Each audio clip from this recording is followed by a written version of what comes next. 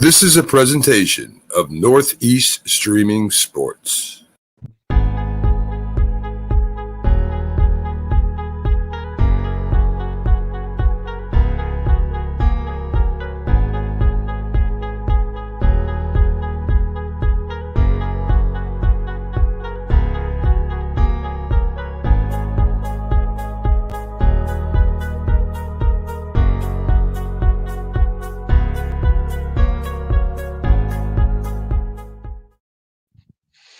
What's up, everybody? Yeah. It's another Birds Breakdown, and we're back. Obviously, last week I was traveling and could not do the show, so I apologize to everybody who wanted to check in with us on Monday, and we just weren't there.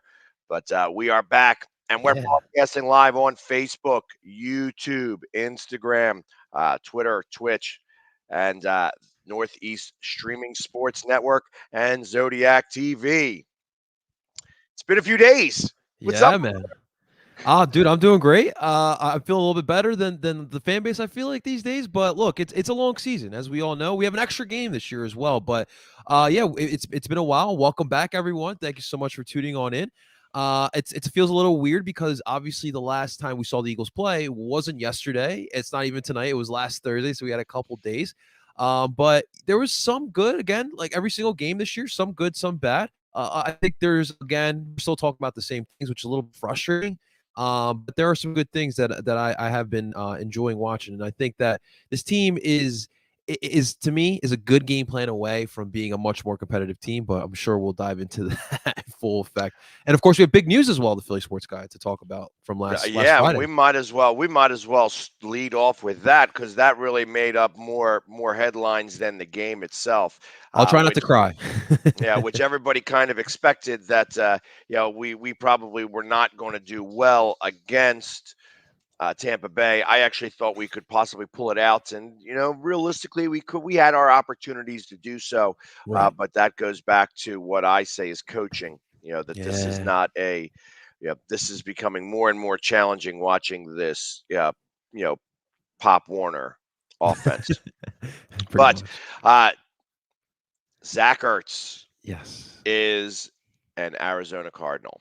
And I want to say this the first and foremost. Obviously, I was a big fan of Zach Ertz. Right. He was a tremendous athlete here in Philadelphia. He was one that knew what Philadelphia stood for and what it was all about. I like the fact that the Eagles took care of him. They gave him the opportunity. They didn't send him to some scrub team where he was going to sit there and, like Miami wanted him, or even Indianapolis wanted him. And I mean, imagine being on those teams right now. It would be like being on the Eagles, I think, imagine. However, they waited and bided their time and sent him over to a team. So he went, he woke up 2-4 and, or went to bed 2-4 and woke up 6-0, which crazy? Is, awesome. And from what I understand, they are not. This is like a 1-year thing. He's not going to do negotiations right now. So this wouldn't surprise me to see him back next year. Yeah. I mean, you heard what he said after. He wants to break Carmichael's record, which I love. And even hearing him talk about, and we've talked about this before, I love the Philly sports athletes. When their career's done, like they just feel like this is their home. I mean, you hear him talking about how, like, the trade talks was happening. They were letting Zach Ertz say, like, Zach, you're probably going to be closer to home. You'll be closer to Julie and all that. And he's like, well, this is my home. Like, he's made this his home since 2013 and he came in the league. He's put his heart, his sweat, his tears, his blood. He literally bled for this franchise. And he's like as old school as it comes with when it comes to the Eagles, an Eagles player. And it definitely sucks. I mean, Zach, to me, I mean, I every time I think about him, I think about the Super Bowl. I mean, he pretty much had the game-winning touchdown in the Super Bowl, and that was a big moment for all of us. He broke a lot of records. He was a lot of fun for most of his career here in Philadelphia. He was a top 5 tight end, and that nothing's going to take that away from him. But yeah, we're both heading in different directions. I really hope he does get that ring. Obviously, I'll have a rooting interest in the Cardinals in the playoffs because I don't really think our team will be making it. But in return, I think what we need to take away, because I think we all kind of expected this to happen, like at some point this season, Ertz was going to go. But I don't think this trade was as bad as some Eagles fans make it out to be. The fact of the matter is, veteran players in the situation Zach Ertz is in, he's around 30 years old.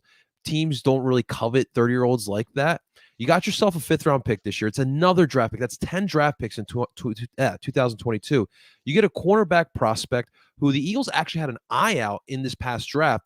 He seems to be like a good prospect. The problem is in Arizona, they had too many cornerbacks in that room. There was just no room for him, and they just dish him out to Philly. And I don't know what Steven Nelson's future is going to hold. I'm not really buying the whole he's going to come back next year. But regardless, you got another prospect here you can kind of look at. And again, Zach, I think both sides win in the situation, and you really have to do right by this guy because this is one of your franchise's legends. Remember, this whole era that we just went through with Eagles football is one of the best in franchise history. So we got to make sure we honor those guys the correct way. Well, and I agree, and I feel that, especially. I mean, he went to a team, one, that really does have a chance here to go to the Super Bowl. A lot of people have touted them as possibly the representative from the NFC. And he goes in there as a number 1 tight end too. They don't Yeah. really have a guy who can play that position right now. So I felt like the Eagles really went out of their way to take care of him some. And I Yeah. feel that showed a little bit. And I know that the media is always really quick to criticize this franchise for a lot of different reasons. And I felt that this was something that Howie did right, and not only that, it's important that he showed that, and they show that the right way, because that's something that players really care about. Yeah. How is it, like when you're, who was that Dallas Cowboy that came here for a few minutes and then went out and then started crying about the fact that it sucked being here? Orlando Scandrick. That's him. They That crumb the that Orlando. that douche. That douche. Obviously, nobody cared about what he had to say. Right. You know what I mean? Because all he was a little whiny baby. You know, Mhm. I tell you, I mean, Zach Ertz was always very emotional. He always wore his heart in his sleeve. Yeah. I remember at the end of the playoff game, or the end of the season last year, that he sat there out in the field because he didn't want to come back in, and it was him and Kelsey and Wency. yeah, all 3 of them were sitting there trying to figure out whether they were going to be back or not. Yeah. And it just so happens that now out of those 3, Kelsey's the only one that's still here.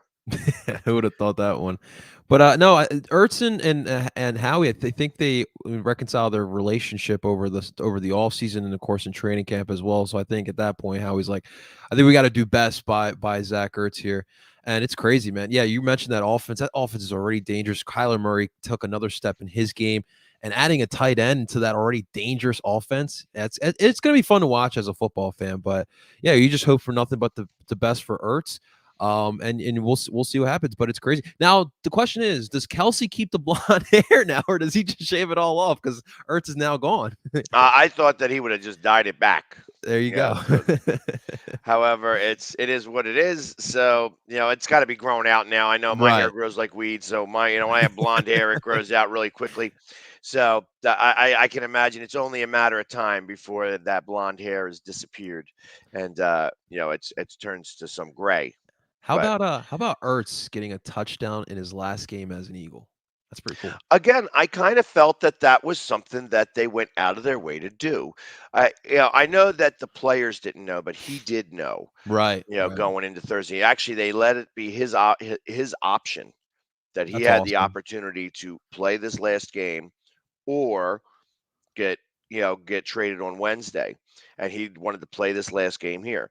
And luckily, I mean, thank God of that, because obviously, Goddard was out in COVID protocol. So who would have been our tight end, if he wasn't able to go? I mean, I haven't even seen or heard of Richard Rodgers at all. No, So Jack Stoll was the second tight end on that roster, the Nebraska kid, and then there was a kid from Oregon State they brought up from the practice squad. I forget his name, but yeah, I think they cut Richard Rodgers because I haven't seen him anywhere since preseason. So it is definitely weird. I don't know exactly what happened. And obviously Tyree Jackson will be here next year. I know that they are really excited about that. He even mentioned it when talking about the trade with Ertz, that that obviously they have Dallas here, and Tyree Jackson was brought up even in that conversation by Howie, so they really do have him high up on their list Hmm. of somebody who could really start to take over for Ertz, Yeah, yeah. in that position. But you saw a lot on Thursdays. I'm sure we'll get into it, but you saw a lot of the 11 personnel, and I think that is what Sirianni would rather run. You had those two tight ends; they're really good tight ends, so that's why you saw a lot of 12 personnel. But obviously, your boy Quez has been stepping it up and solidifying himself as that number two, and you got Rhaegar. I'll leave it at that. You got Rhaegar. Yeah. And they were talking about that. I was listening to Sports Talk Radio for a minute earlier today, and Uh-huh. they were talking about the difference between Rhaegar and Jefferson, how Rhaegar had like 600 catches or 600 yards and 5 touchdowns to Jefferson's, like, I think this was in the last year of college, where Jefferson had like 1,500 yards and 19 touchdowns. And somebody thought, in that room that Rhaegar was going to be better than Jefferson. Yeah, we all got that one wrong, man. But I think for me, what really frustrates me with Rhaegar is just the immaturity. Like to me, when I watch him play, like I know you love Dwight Howard, but what really bothered me about Dwight was when he clearly fouled someone and he's like arguing, like, dude, that was a clear foul. Like Rhaegar on Thursday, there was like two instances that the first pass interference. Like, why are you pointing at the guy? Like, get up and go back to the huddle. You don't need to point. You don't need to showboat. You don't need to do any of that. The penalty happened. Just walk back. He just does too much talking. And it kind of drives me insane. And the problem is the play doesn't back it up either. So it just gets a little frustrating. Well, we could talk about the play, but I mean, I'm not sure where this comes from. I just read a report just a few minutes ago that Nick Sirianni is not on the hot seat and will be back as an Eagles coach next year. I have not heard, like, now that came from Jay Glazer, and I'm not exactly sure why it decided to come out right this very second. It's a weird time, yeah. So I'm not sure if Jay asked the question and that was the response, or the Eagles went ahead and said, "Hey, we just want everybody to know that he is our coach, and we're going to be doing everything that we can to help him get through this." I am a little frustrated. Well, as probably most of the fan base is. When Nick Sirianni said that they wanted to keep everything basic and simple, I did not realize he meant that we're going back to Pop Warner football. Mm-hmm. And the problem is that everybody sees the plays that he's calling. Mm-hmm. Everybody knows what's happening. And even when they score some touchdowns, obviously, and that's mostly on the legs of Hurts, it's very wishy-washy. Yeah. Now, I have good things and bad things that I feel about Hurts. Mm-hmm. Hurts, I'd love to take his heart, his leadership ability, and his mental prowess and put it in somebody who actually could play quarterback. Not that I feel like he can't play quarterback. I just feel like that he would be a much better quarterback on 7-on-7 flag football. And and I'm not trying to demean him. I'm not trying to sound like I am down on Hurts. Mm-hmm. But his arm strength is a problem. And even when you're getting Quez Watkins is the perfect example. He has been open on some of these throws, like, amazingly. However, he's got to go under it and fair catch it almost, and always the D-back catches up with him. He hasn't been able to break it because he's got to slow down to catch the ball that's wobbling. Right. And that is where I have my biggest problem. I was talking to an NFL defensive end, and I was asking him, like, just on your opinion, what are your thoughts? I says, my thing is that I see the duck balls he's throwing. They're wobbly, even on short passes. And when you throw the long ball, it's a rainbow. Mm-hmm. And it's great if that rainbow is being thrown in the very beginning of the play so that the guy's got to run to it. However, the problem gets down to the fact that, I mean, it was like the first interception. He threw that rainbow, and of Oh, that course it was pissed me off. intercepted. Again, it Fundamentals, was not man. a throw that should have happened, and I understand why he threw it. It was kind of like a punt. I guess that's what we're going to do now. We're going to punt and throw our first interception down to the goal line, and that's how we're going to do it. Except the fact that they had Tom Brady, who said, "Yeah, my thumb hurts, my thumb hurts, my thumb hurts," and then went ahead and just walked down the field, throwing the ball like like his thumb didn't hurt. Right. So this team, everybody's saying it lacks identity. No, I feel like it doesn't lack identity. It lacks sophistication. That our identity is that we are a Pop Warner offense, and that the defense is getting frustrated from the other side of the ball. Back-to-back That's years. what I felt. That's what I felt. Yeah, man. Yeah, back-to-back years, this defense has had to kind of carry this offense, and this defense has got to be exhausted at this point from all the carrying that they've been doing. But no, look, I mean, when it comes to Jalen, here's my thing with it. Right now, I'm not going to argue that arm is not the best. I don't know if it's an NFL arm. There are throws that I see, and even on Thursday night, I saw that it was like, wow, okay, all right, that was nice. That's what NFL quarterbacks do. But then you mentioned the interception. I think what pissed me off more in the interception was the lack of fundamentals. To me, I hate throwing off your back foot. It just reminds me of Eli Manning. Like, you don't need to throw with your back foot, and that is just composure in the pocket, planting your feet and just throwing the ball. I don't know if it would have been intercepted if he would have planted his feet the proper way, but regardless, fundamentals is something we're going to have to look at when it comes to Jalen Hurts, especially when we know the accuracy on his ball is not the best. There's a where it's like, why aren't you floating it in instead of darting it in? Like, I don't know if Jalen has all that, but obviously it's tough for me because I see the moxie like you speak out. I see the leadership that he demonstrates. I know he's running the ball way too much, but from what I'm seeing a quarterback that has stuff that he could potentially be a franchise quarterback. But what I don't see is leadership for him. I don't see a proper game plan put in place for him.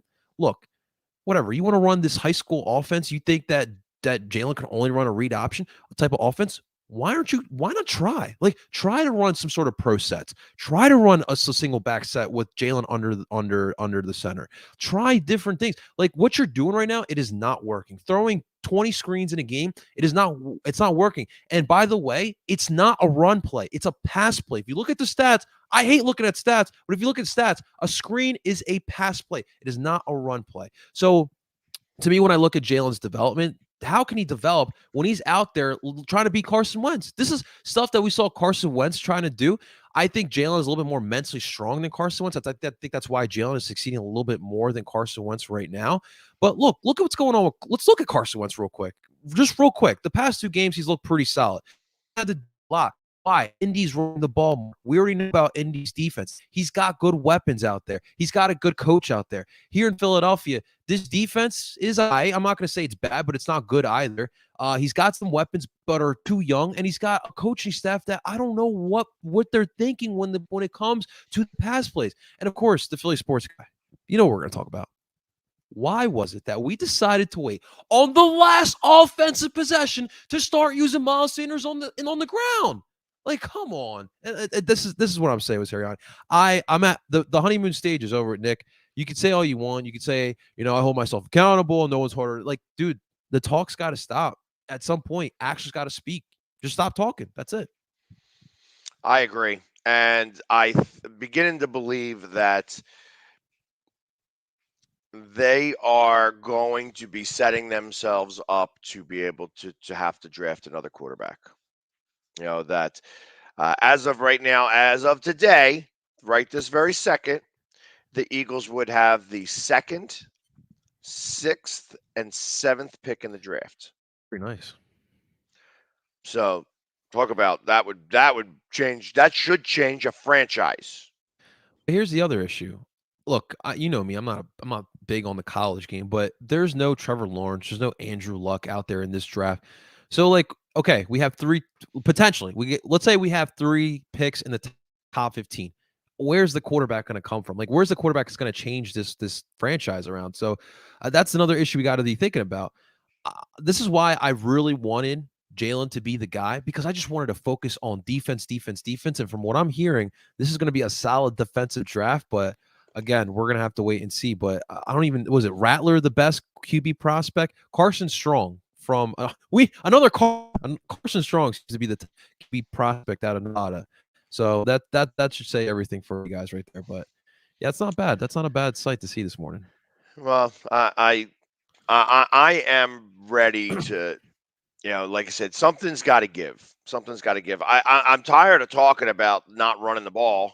You know what I mean? I'm tired Same. of talking about it. It's so ridiculous. It amazes me that realistically, and this is going to segue into our Philly sports trips statistics of the game. Again, Philly sports trips. We still have tickets available to go to. Since we're going to Vegas next week, but we still have tickets available to go to Denver and also all of the bus trips, both New York games and Washington. So definitely go to phillysportstrips.com to get in on all the info and get your tickets now. So the one statistic, there's actually 2 statistics that really stuck out to me more than everything else. The first statistic was that they had more penalty yards than we had individually passing or rushing. They had 120 penalty yards. We had 115 yards passing and 100 yards rushing. Yeah, that flag was throwing a little too friendly, though. If I'm being honest, on Thursday night, and I'm specifically looking at the taunting play. Look, regardless, Jannard Avery needs to be a smarter player. Like that. That's just the fact of the matter of it. But that pass interference at the end with Darius Slay and Mike Evans, be a little questionable about that. Well, and I was really talking more about Tampa Bay had 110 yards of penalties. Okay, So I just saw that too. over or 120 yards of penalty. So over half of our offense was created in penalties. That is ridiculous. The other statistic that really stands out to me more than anything else is the time of possession. Yeah, For lack of a better term, it was 40 minutes to 20 minutes. And the last time I saw numbers like that, there was a guy named Chip Kelly here who was running offensive plays a lot. That is pathetic. Pathetic. And this is telling me it's way too much. There's way too much happening to be able to have to, one, keep the defense on the field that long. Obviously, when the defense is on the field for 40 minutes, you're going to lose the game. And it doesn't matter how close it is. I do want to give credit to the defense because I felt like they played pretty solid for what you just talked about, that time of possession. I thought this Tampa Bay offense was going to put up 40 on us, and for them to hold them to 28, I think the defense should feel proud about that. I don't think that they were the reason we lost. I think they didn't care. I think Tampa Bay could have put 40 on us. I honestly, absolutely believe that. I feel that Tampa Bay really shut it down in the second half. They just did not care. They figured they were going to be able to stop it, and they figured they could turn on the switch whenever they wanted to, which is kind of what they did in that last drive, where it was like the last 7 minutes of the game was all Tampa Bay. The AB catch, Marcus Epps still trying to catch AB. I mean, so it's just this has been a challenging team to watch. And I've been at the games, obviously. I'm doing all 17 games there live and in color, and it's hard to watch this team. It's hard to be able to continue to think like that we're going to be able to stay in it and come back. I mean, they did show some heart, and I feel that that's the one thing that is being heard, that they are competing and not giving up. This is true. Now, again, it's, I've had my frustrations with third and ones. Every 3rd and 1 battle, I think we've won 1 out of 22. And it's becoming pathetic that we cannot get off the field in third down. Again, let's go back to statistics on third down. Actually, we were 7 for 13, or they were 7 for 13 on third down. We were 3 for 10. So they get us off the field, we can't get off the field. And it's like nonstop. They had 73 offensive plays to our 47. This is not enough. It amazes me that the game was as close as it was. Mm-hmm. Because I tell you what, the bookies made out like a bandit. Because I know I said you definitely want to take the under and that you should take the Eagles with the points. And literally, that's what came out. Because the public took Tampa Bay and the over throughout. And I was like, this is not an over game. I didn't think it was going to happen the way that it did, where Tampa scored, sat on the ball for the last 2 minutes and 35 seconds. I was like, okay, I'll just get this first down and then we'll just kneel and kneel and kneel. You know what I mean? It just, it amazed me. It amazed me that they kept it so close as they did. But I think that had more to do with Tampa than with us. Yeah, man. How about our linebackers getting ran over by Leonard Fournette all night long? Well, and there's something that I was watching with Brian Westbrook. Brian Westbrook is doing videos like Baldy. Yeah, he's doing great. And I was watching how this is the problem that we have with the linebackers, and he was specifically singling out Singleton. And Singleton last year was great because we had something much, much worse last year. This year, he is more worried about getting beat than making the stop.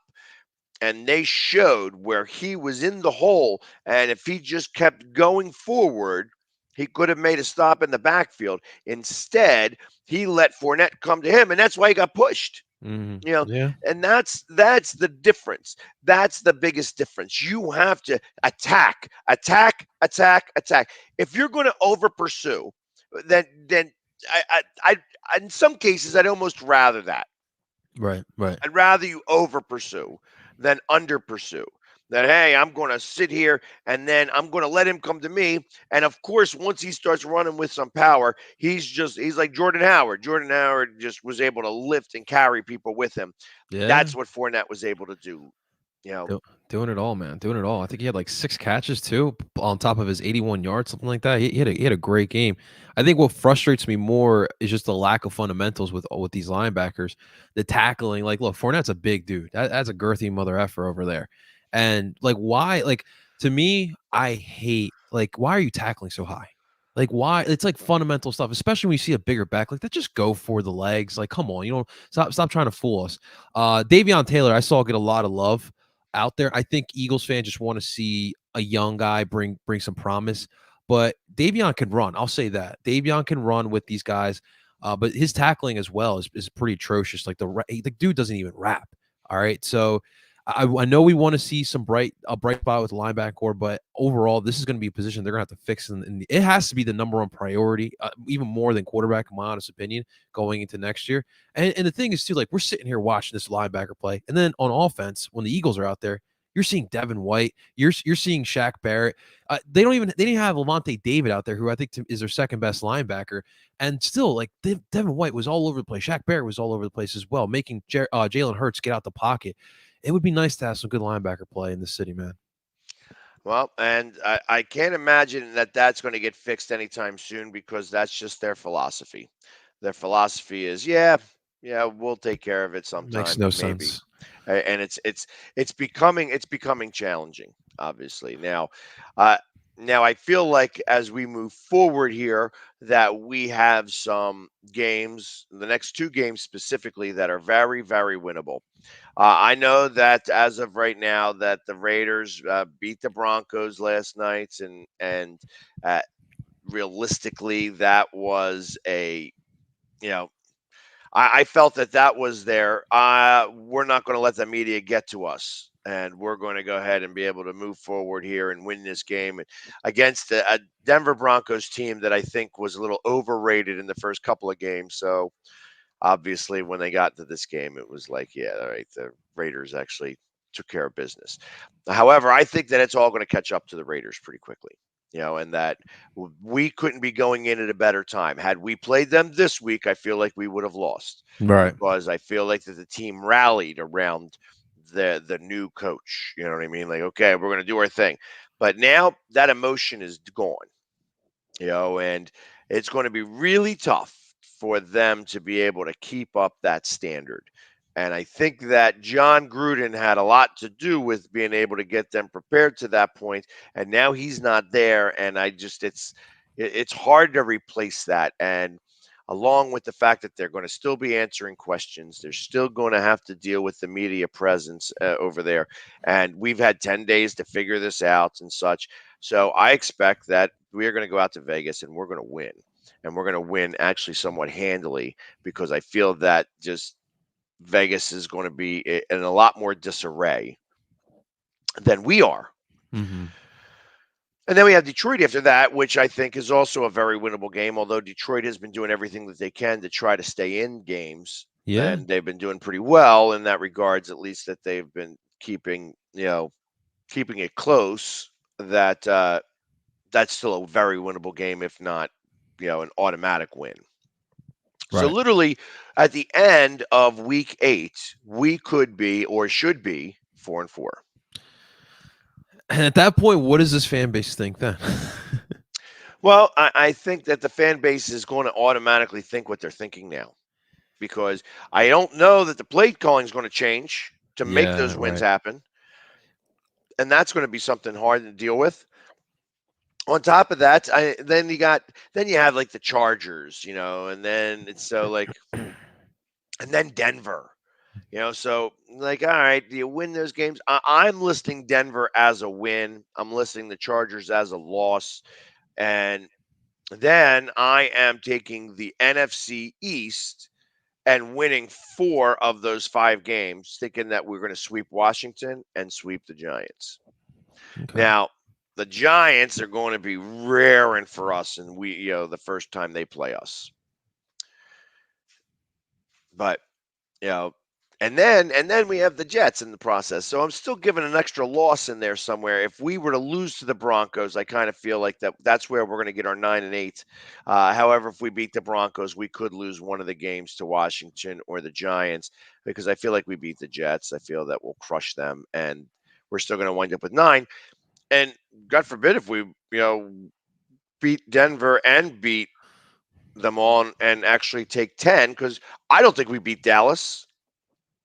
Dallas sucks, but that's just me saying that. You know what I mean? Actually, Dallas is a really good team, and the fact that they were able to kind of stay with their game plan yesterday. I thought that they were going to lose that game. I thought they got lucky in overtime, though. I'll say that. Well, I guess you could call it lucky in overtime. They took on Jalen Mills. Well, I was referring to the pass interference that they didn't call on Nelson Aguilar. Or I forget who was covering Nelson Aguilar, but the defender had his hands clearly on Nelson's face mask before he could turn around. And I mean, it is what it is. You know me, I don't like blaming the refereeing on game results, but that's definitely one that should have been handled back. But I agree, man. Dallas is it's a balanced team too, and the defense has gotten better. And you consider like a guy like Randy Gregory has stepped up this year. Michael Parsons has been an absolute stud for them, and Diggs has been really big for them as well. But if I were to tell Eagles fans that there is actually a possibility that they could make the playoffs, even without winning the division, did the NFL announce if they're going to move back to 6 teams on each side, or are they going to stick with 7? No, that's 7 teams on each side now. So if you look at the 6 and the 7 seeds right now, the New Orleans Saints at 3-2 currently, and the Minnesota Vikings at 3-3 right now. I don't know about you, but those teams really don't scare me too much. So there is a possibility here. But again, guys, look, this year, I'm not more so worried about that. I'm not. Look, we're not gonna. If we make the playoffs, we're not gonna win any Super Bowls. I really am still evaluating this team. I'm still trying to see. I want to see Jalen in this stretch here. So now this Raiders game, like you mentioned, is not going to be as hard as I thought in the beginning of the year. And then you got a bunch of other teams who are kind of there. I mean, I think the Chargers are much better than what we anticipated before the season.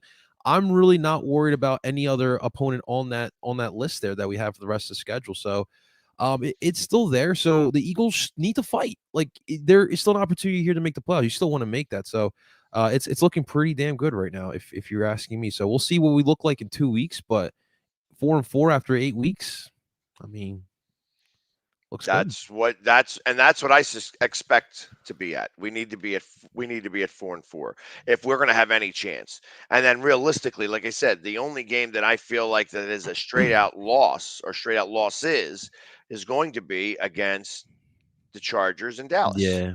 And both of those are home games. Mm-hmm. So, I mean, it's possible. I mean, obviously, in a division game is always going to be tough, and especially against the Giants, who are going to be gunning for us pretty hardcore. I can imagine that they are, really going to try to do whatever they can to make sure that they ruin whatever, hope we think we have for playoffs. Even if, again, the only reason why I would consider even making the playoffs as a good thing is because I want the guys to get the playoff experience. Oh yeah. That's it. That's it. I don't care that if we get shellacked in that first game because we shouldn't have been in there in first place. So I don't expect that we're going to make the playoffs, and I don't think that 9 games is going to be enough to make the playoffs. So you're going to have to win 10 games at the very, very least. That all being said, I don't know that we're going to win 10 games, but it's possible. And even looking at the schedule, even though, I think of the Saints, I'm not scared of the Saints. If we were to beat Denver, I mean, well, then that's now you got Denver beaten and the Saints beaten, and I think that we are better than both the Giants and the football team. So, and that's now 6 wins. That's definitely 10. And then go in with 10 wins to the last game of the season against Dallas. Who knows how Dallas is going to look then? Yeah. You know what I mean? So, I mean, that could be the fact that they've won the conference, that they got the number 1 seed, and they want to rest. Then you could have 11 wins. There you go. I mean, that's really far-fetched. I don't want anybody to think I got this team winning 11 games, especially with the offense the way that they have it. I mean, I don't know that my Pop Warner team would win 11 games playing this offense. So that's the hard part with this, and I am wondering what is it that Jeff and Howie are thinking right now when it comes to these, with what's going on. Let me ask you something, because you just talked about that high school offense. What point would you think about giving the responsibility full-time to Shane Steichen, who's the offensive coordinator as of now? So here's the problem I run into that right now, because I don't care who calls the plays. Is there other plays? Have they figured anything else out? Is there more to this playbook than the 8 plays that we see? Because as right now, all I see are 8 plays. And 2 of those plays should never be called again. I'm tired of the wide receiver screen. It does not work. They see it coming. They know it's coming. Then how is it they expect it to work, especially down at the goal line? Every time they call it down to the goal line, they lose 5-6 yards. Why is it the first play, when it's first and goal, we lose yardage? Every single time. Whether it's by a penalty, whether it's by the play just getting blown up, every single time. They know what we're calling. They know the 4 plays that you call when it's, first and goal to go. And obviously, they're ready for them. I agree. Maybe it's time to find a 5th play. Yeah, I agree. And the problem is, it pisses me off because, the screenplay is a really valuable play in an offensive game plan. But now, by running it so many times, it loses its value.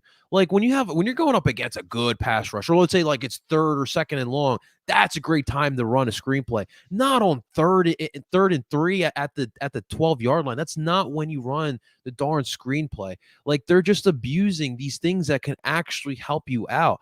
I would just like to, again, I agree with you. I would like to see different things. I would like to like just try to implement more of a pro style offense or something different.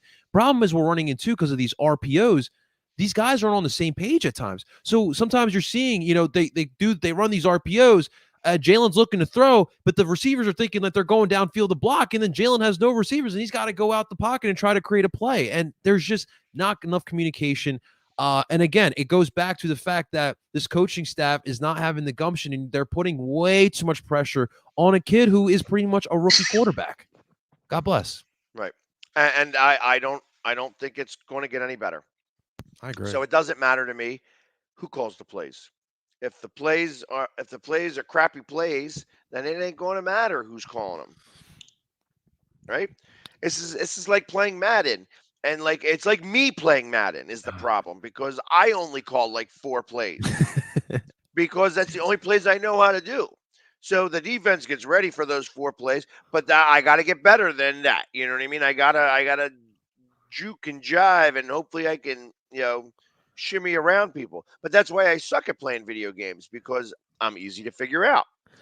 These guys are getting paid a lot more money than me playing a video game. But what happened to those promises we were promised in the beginning of the year, where you're hearing Sirianni and Gannon? I think Gannon's done a better job, but we're hearing Sirianni say like, "Oh, I don't know how our offense is going to be. It's all about personnel. It's all about what we have on the field." You're not calling any plays to get your playmakers involved. Like, there's no game plan surrounded Devontae Smith, no game plan surrounded by Miles Sanders, Quez Watkins, nothing. It's just these darn RPOs with the same 8 plays like you mentioned. Like, there's no intelligence when it comes to this offense. And it's not going to get any better. Yeah. That's what I'm afraid of. It's not going to get any better. That I said that I thought that it was going to take 8 weeks for the offense to start to settle in and get itself acclimated to being able to run efficiently. But I didn't take into consideration how simple he was going to make the offense. And that's the issue. He said about making it simple. He talked about making it simple. That was Sirianni. We're going to do this. It was from the very first press conference that he flubbed up, that it's going to be super simple, and we're going to keep it simple because I don't want these guys having to think. Well, there ain't nobody thinking is what I feel like. Nobody's thinking at all. And you have an offensive coordinator who obviously has no say, because Nick Sirianni is coming up with the plays and calling these plays. The problem is that there's no rhyme or reason to the play he calls. Right. Like, he just doesn't have a team that comes up against us, and it seems like we've been letting up the first. When they do their scripted plays, they score a touchdown. Yeah. I don't know how. I think it was 5 of 6 games they've scored on the first drive. And I don't understand how it is that our script is always 3 and out. And do they plan that script that way? It's like, okay, we're going to do this play, then we're going to do this play, we're going to do this play, and then we're going to punt. Pass, punt. And it's like, hey, where we run the ball, and then they run it into the end zone, and it's like the fans like, oh, well, we called that play. No, we didn't call that play. Obviously he was trying to do it to maybe shut the fans up some, because he hears it. He hears it, and he knows that if whatever they're yelling at it during the game, they're talking about all week long on sports talk radio. And we have 3 stations of sports talk radio. I'm counting the AM station as well, that we can go on and talk to and complain about the fact that Nick Sirianni is obviously somebody who should be coaching junior high school. He'd be a great college coach. Would he? I feel like that good college coaches, a good college coach going up against him would beat him.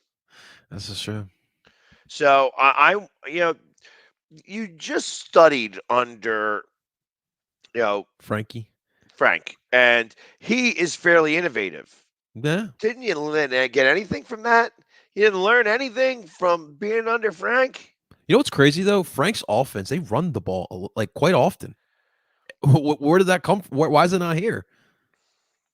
I don't, maybe because he realizes that Wentz isn't as good as he thinks he is.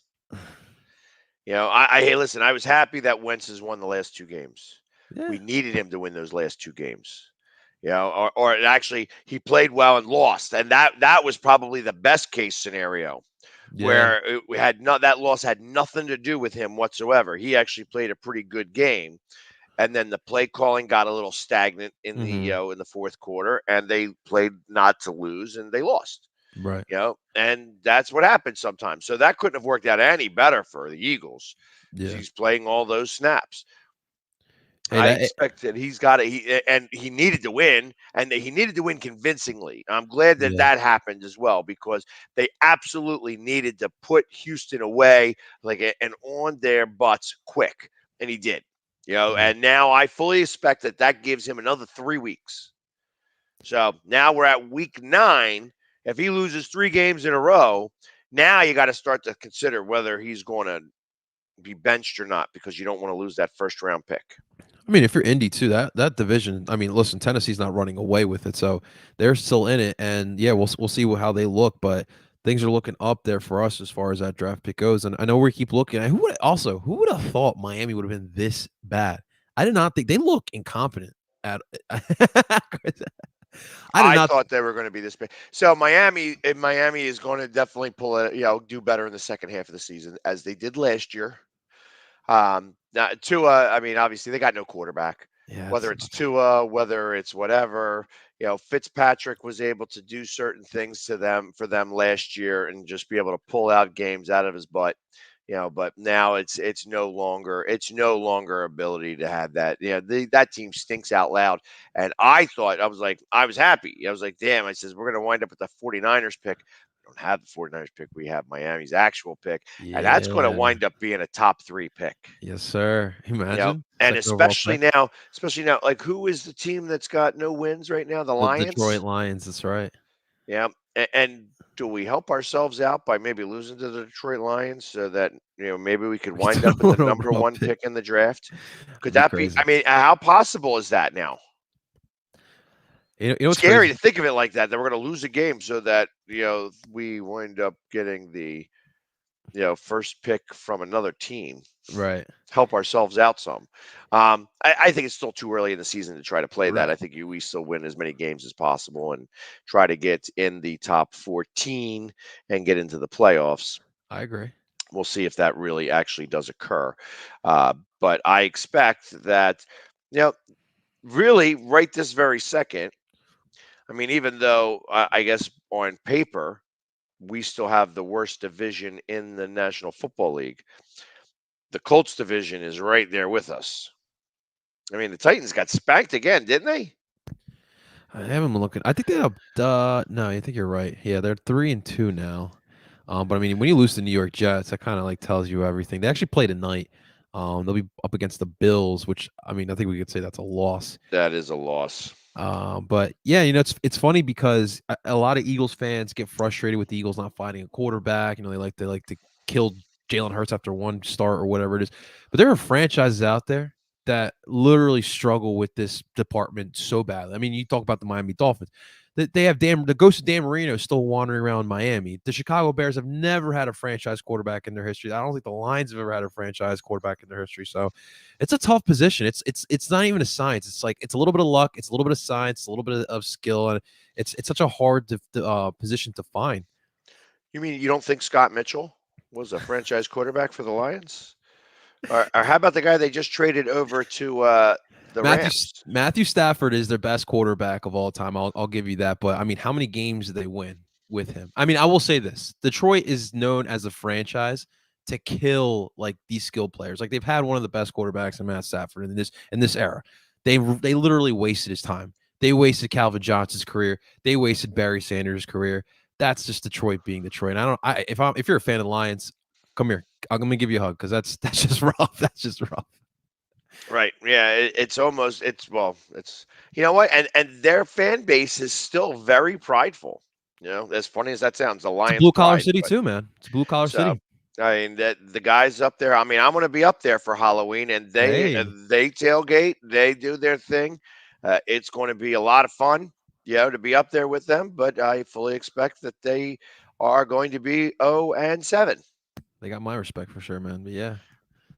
So, and how about Jacksonville breaking again? They broke the cherry. It's they were going hardcore to get that record to the NFL, and now they got to start all over again. Yeah, 20. so losing 21 games in a row and finally beating Miami. Thank you. I'm glad of that. Anyways, so that really worked out in our benefit. But They just need to move to London. Just do it. well, and that's not far away because Jacksonville. Yeah, I don't care how much they want to yell Duval. Duval is done. You know what I mean? Because they ain't interested. They ain't even going out to the games anymore. They're just not. It's a pathetic franchise. You got Urban Meyer who's dancing with the little girls, in So his awkward. restaurant and, not going home with the team, especially after a loss like that, where that team could have been up and, just what happens if somebody wants to get into a fist fight on the plane? The coach is supposed to be there to kind of stop that. Ain't nobody going to be stopping it there because, it's just a fugazi franchise is what that is.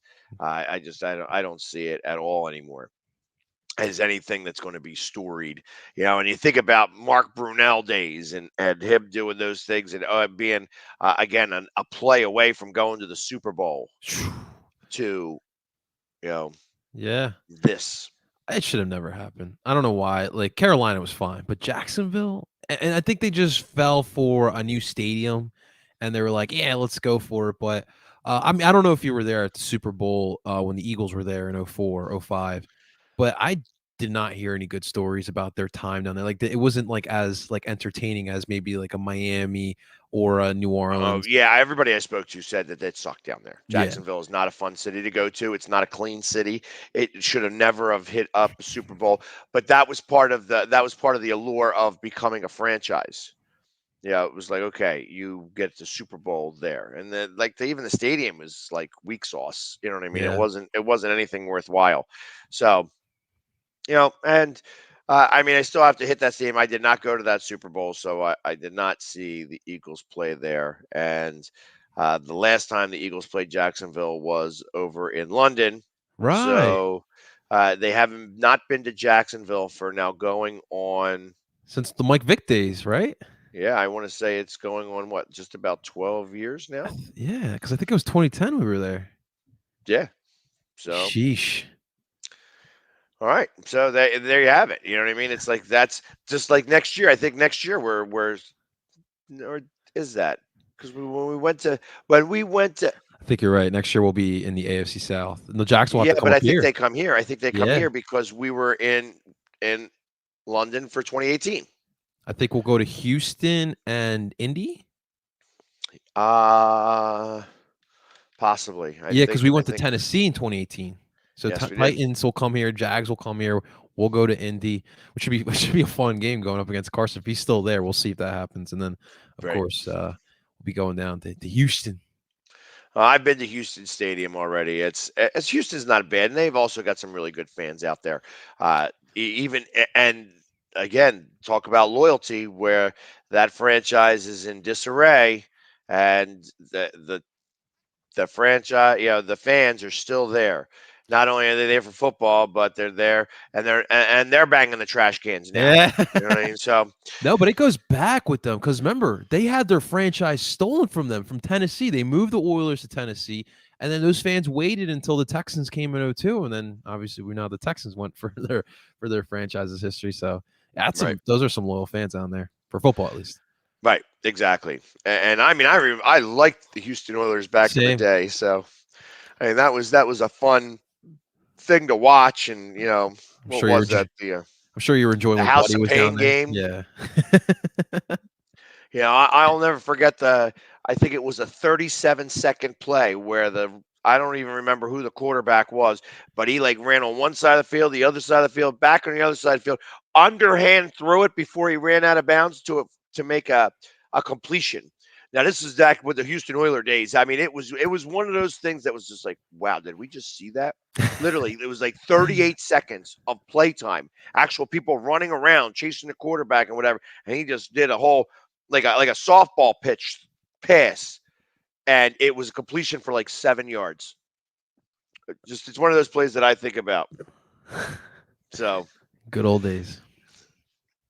but yeah, it was those were the good old days. And like I said, the fans were great then. They're still great there now. That stadium's actually a really nice stadium. Being in Houston's actually fun to do. So, as we're talking about Philly sports trips next year, There we're you going go. to Houston, I'm sure. But that being said, any prediction? What your prediction for Vegas? For Vegas, things have changed. I did not think this was going to be a win, but I think that the Eagles, look, all these games that they have lost, besides maybe Dallas, I felt like they had an opportunity to win. Even the Chiefs game, I felt like that was in their grasp. But the Eagles have gone through these circumstances, and I feel like they're learning. I think this young team is learning. Again, we're going into this week. The question mark is the coaching. Is Sirianni put together an actual game plan with an actual offense that can succeed? That is my only question mark. I think the Eagles will find the way to win. And here's another key we didn't talk about. The Eagles have yet in 2021, even in Atlanta, have yet to play a complete game. I'm talking all 4 quarters where I felt like they actually put it all out there. And I want to see them actually do that here this week. I have the Eagles beating the Raiders. I'm going to go 23-20. Okay. That's actually not a bad score.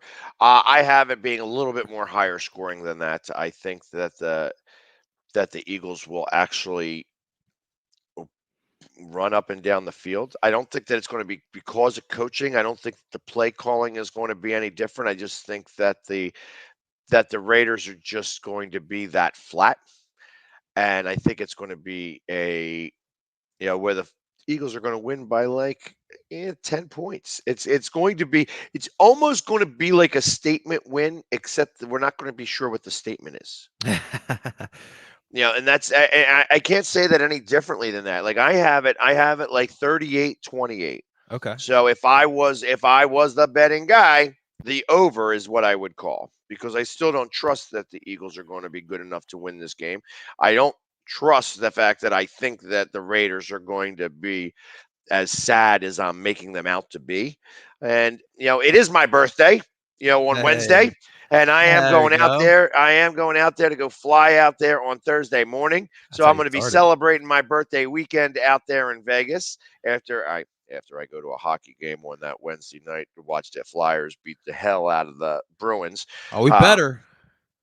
But beyond that, like I says, I'm going to be ready to go. We're going to have a birthday party for me on Friday out in Vegas, Nice. and everybody's is welcome to come. Please get a hold of me if you're going to be out in Vegas. Find where I'm at. I'm going to be letting everybody know and vlogging all my trip out in Vegas in its entirety. So where in the world is the Philly sports guy? You're going to be able to find out pretty easily and come find me and then buy me a shot, because I'm going to barely be able to walk when I'm done. So, but I think it's going to be, like I said, a 38-28 game. Okay. And we'll come out victorious, at least in my opinion. And I am definitely going to take the over in this game. Nice. So there you go. We'll see, and I'll be able to cash it right, at the end of that. Be like, hey, here we go, because I'm here in Vegas, so I'll bet like $5 on the over and collect my $3.50. So that being said, we are complete with another, Birds breakdown. Now, I will have to say that I am not sure we're going to be able to do it again next Monday, specifically because I am going to be traveling again. So if we can get it done early in the morning, maybe I'll try to do it. It might be very early, and then we do the replay at 7:00. But it's going to be tough to try to make that happen, because it is going to be a day of travel, and it's going to be the same thing the following week, because I'm going to be in Detroit for Halloween, and then the day of travel, although I think I'm going to travel on that Sunday rather than Monday to try to get back here for that week. But anyways, it's going to be a lot of running around the next couple of weeks, and hopefully the Eagles can bring out a couple of dubs in the process. But in the meantime, for myself, the Philly sports guy, for El Parcero, Philly. Yes, sir. Like I said, let's take care of business this week and go out to Vegas and celebrate my birthday the royal way with a big dub. Go Birds! Yeah. Yeah. See you guys. Good night, everybody.